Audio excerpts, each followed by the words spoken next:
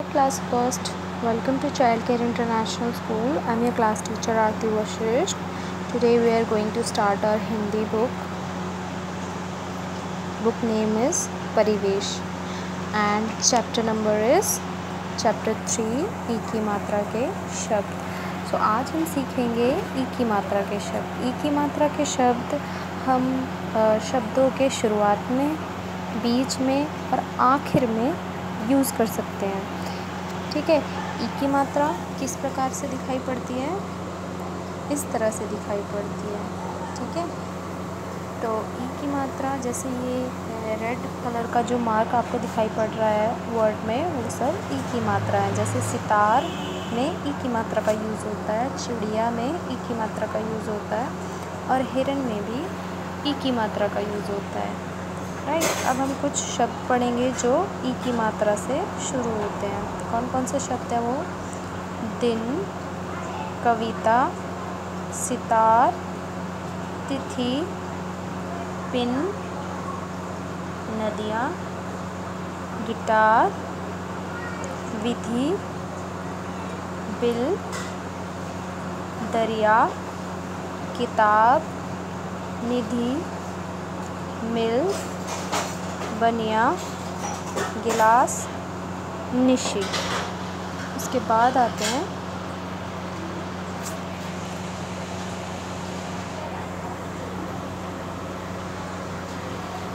यहाँ पर. ठीक है.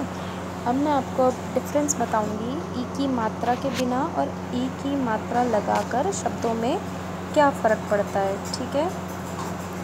सो बल जो होता है हमारा फोर्स, और बिल होता है किसी भी चीज़ का बिल, राशि बिल. हल जो किसान यूज़ करता है और हिल एक मूवमेंट होती है. तल हम बेस को बोल सकते हैं. और तिल खाने वाले तिल होते हैं और शरीर पे भी होते हैं. ठीक है. उसके बाद आता है हरन, यानी उसको उठा लेना, किसी को उठा लेना. और हिरन यानी कि जानवर. नकल यानी कि चीटिंग. निकल जाना.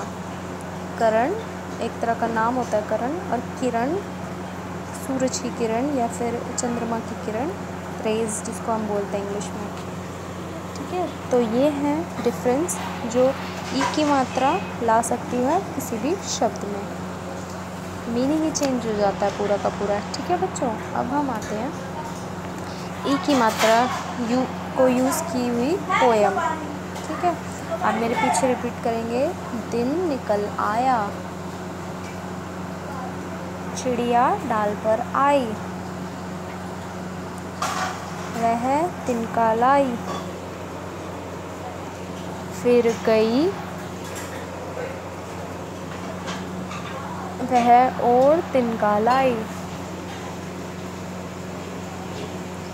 फिर घास ऊन लाई, अपना घर बनाया, फिर दाना लाई, हिल मिलकर रहना सिखाया, चिड़ा उड़कर आया, वह किशमिश लाया,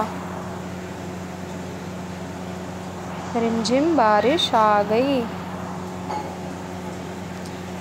चिड़िया का मन खिल उठा. So this is the end of the chapter का अभ्यास हम नेक्स्ट वीडियो में करेंगे, या फिर मैं आपको पिक्चर सेंड कर दूँगी अपने अभ्यास की. So student, this is the end. See you guys in the next video. Till then stay home, stay safe.